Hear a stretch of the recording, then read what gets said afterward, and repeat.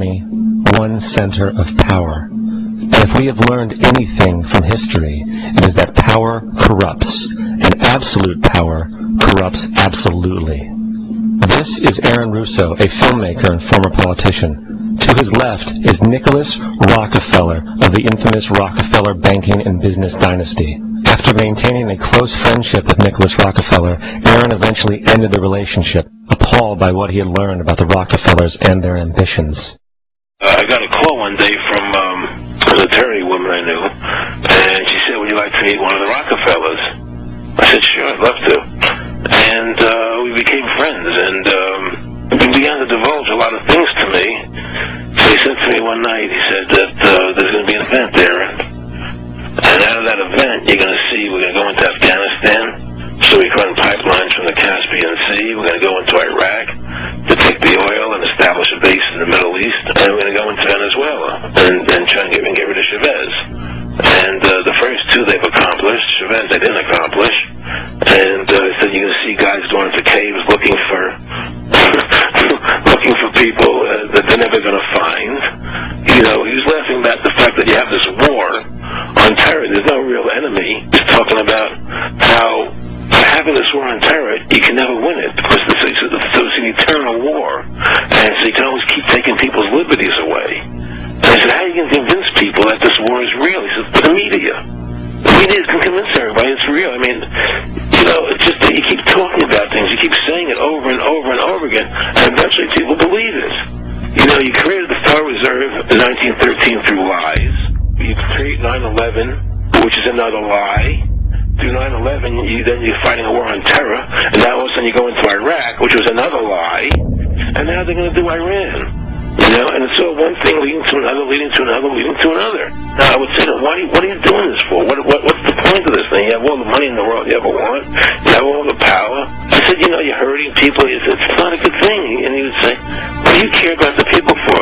Take care of yourself and take care of your family. And then I said, so what are the ultimate goals here? So the ultimate goal is to get everybody in this world chipped with the RFID.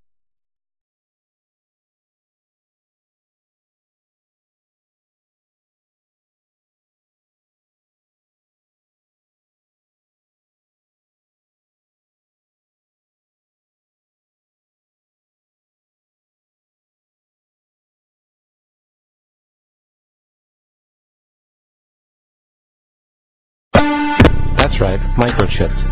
In 2005, Congress, under the pretense of immigration control and the so-called war on terrorism, passed the REAL ID Act, under which it is projected by May 2008 you will be required to carry around a federal identification card, which includes on it a scannable barcode with your personal information.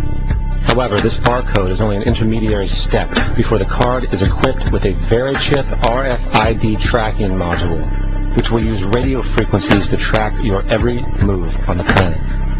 If this sounds foreign to you, please note that the RFID tracking chip is already in all new American passports. And the final step is the implanted chip, which many people have already been manipulated into accepting under different pretenses.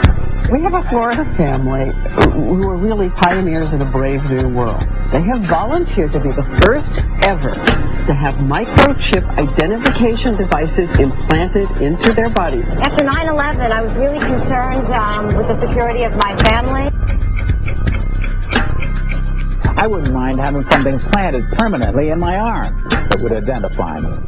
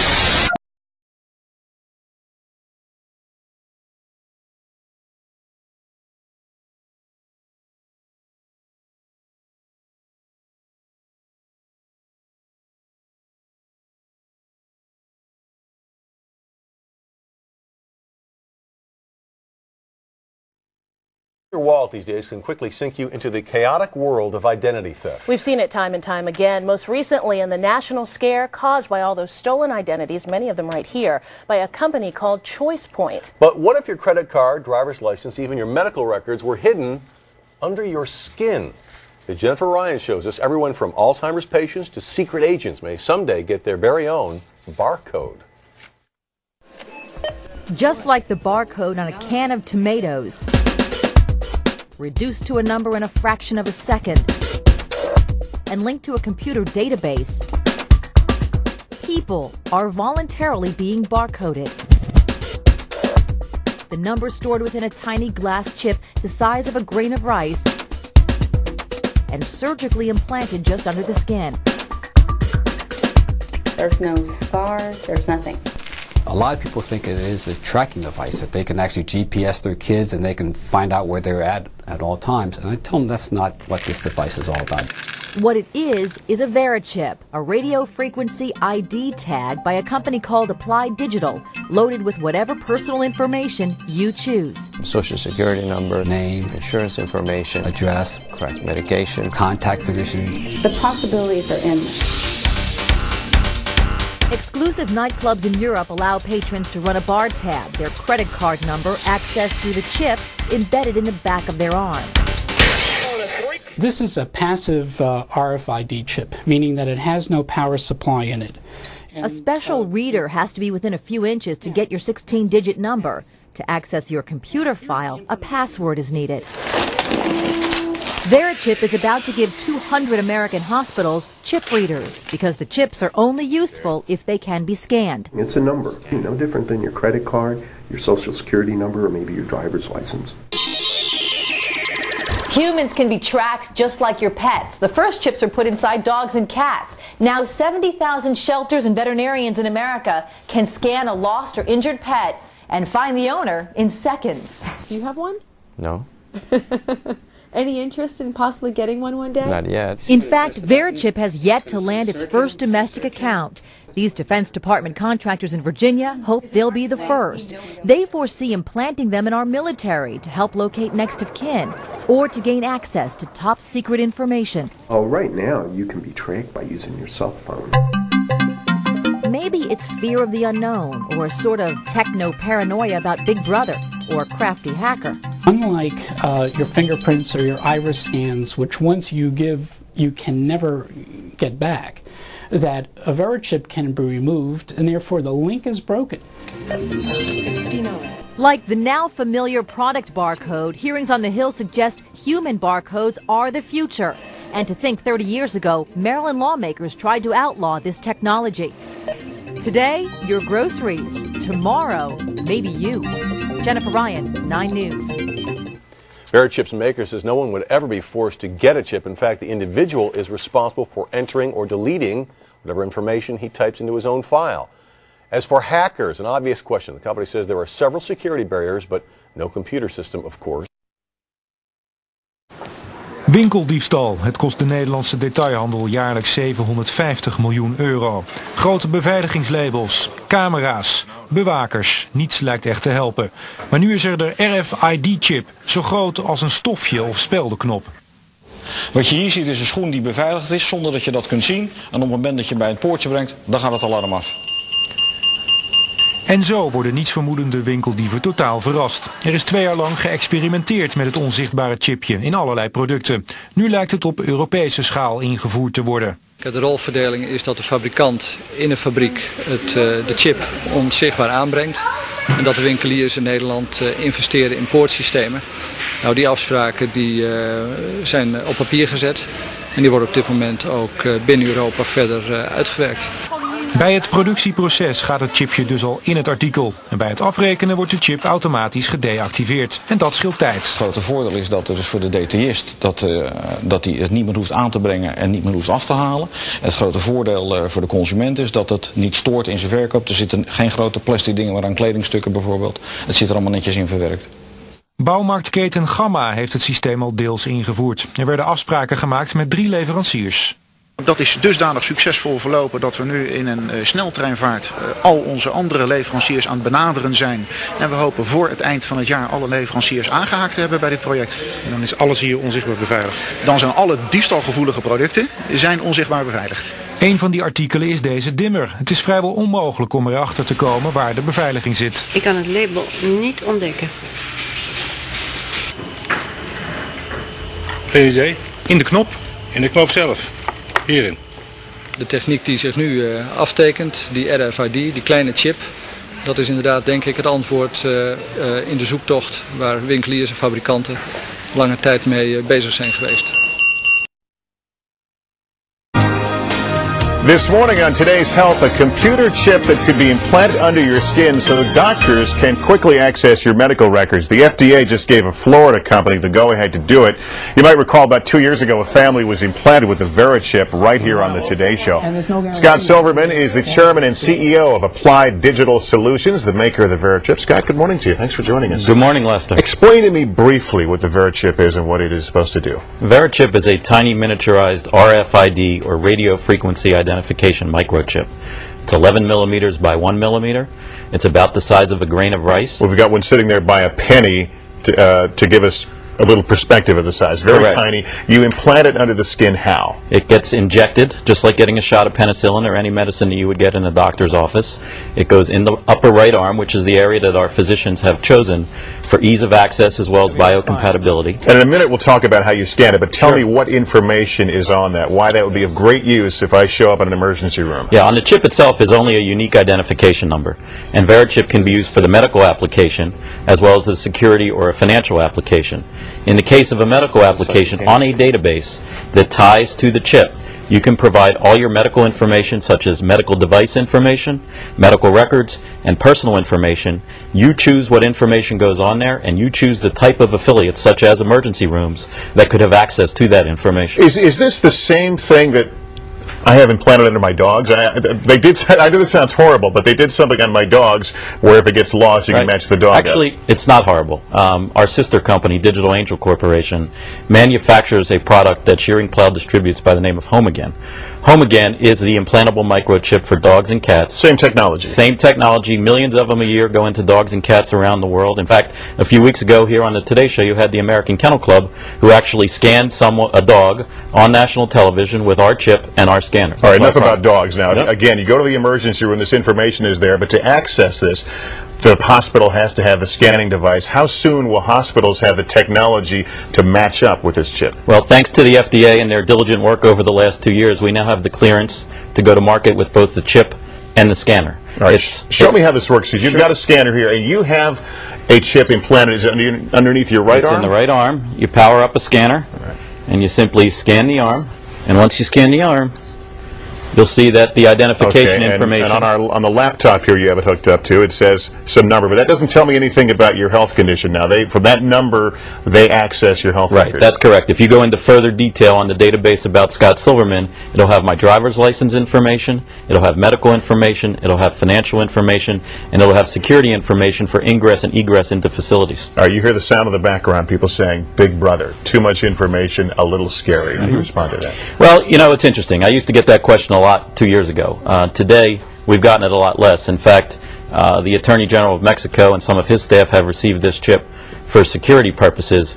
And when the acceptance rate of the product goes up significantly like it has, some of the privacy concerns go down. But to answer your question directly, Lester, what most people are concerned with is the invasiveness of this, that it goes in your body.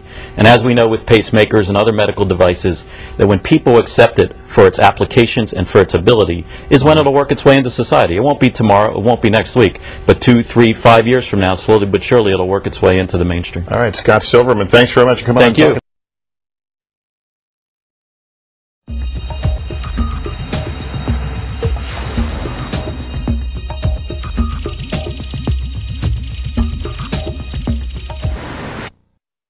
Doctors want to place a computer chip under your skin. Sound bizarre? It could save your life. You're watching Fox 5 News at 10. What New Yorkers watch. Works for shopping. If some have their way, you'll be scanned too. Find out why. Coming up in just a few minutes.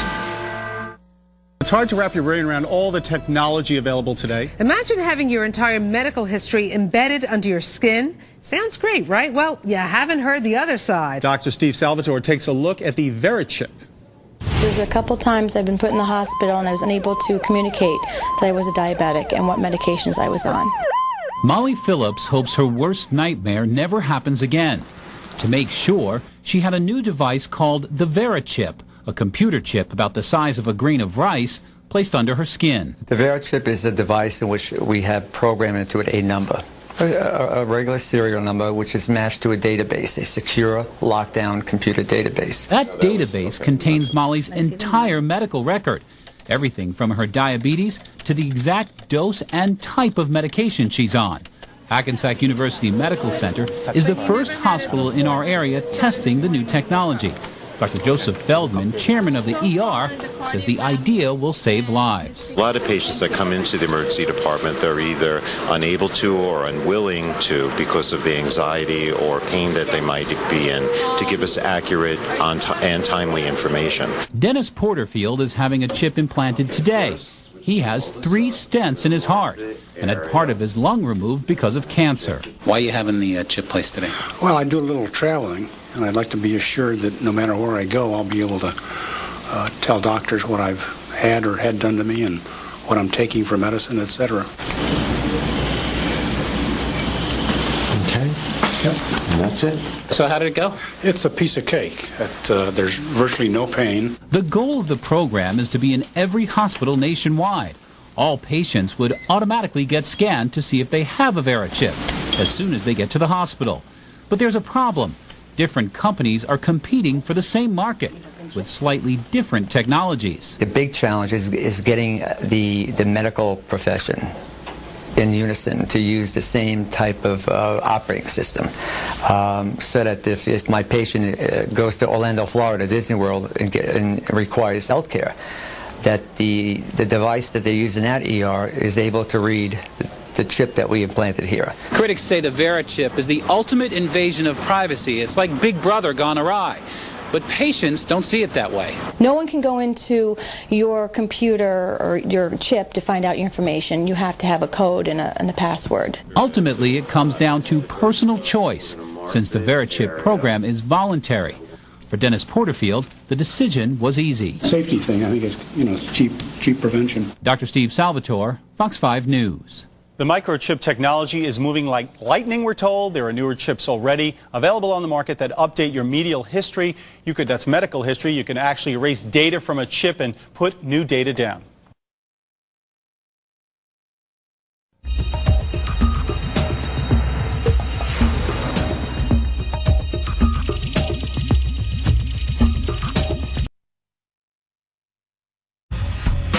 Most modern homes are jam-packed with electronic appliances, but they all work separately from each other.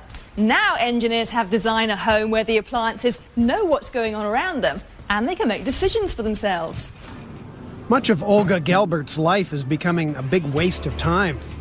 That thought is on her mind as she walks through her front door and automatically throws her keys on a nearby shelf. It becomes even more obvious when she brews an after-work pot of coffee and grabs a cool drink from the fridge. As her shopping list grows, so does her belief in the futility of her daily chores. When her friends arrive to watch a movie, Olga knows that much of what she's doing is absolutely unnecessary. Hey, come on in. Hey, how you doing?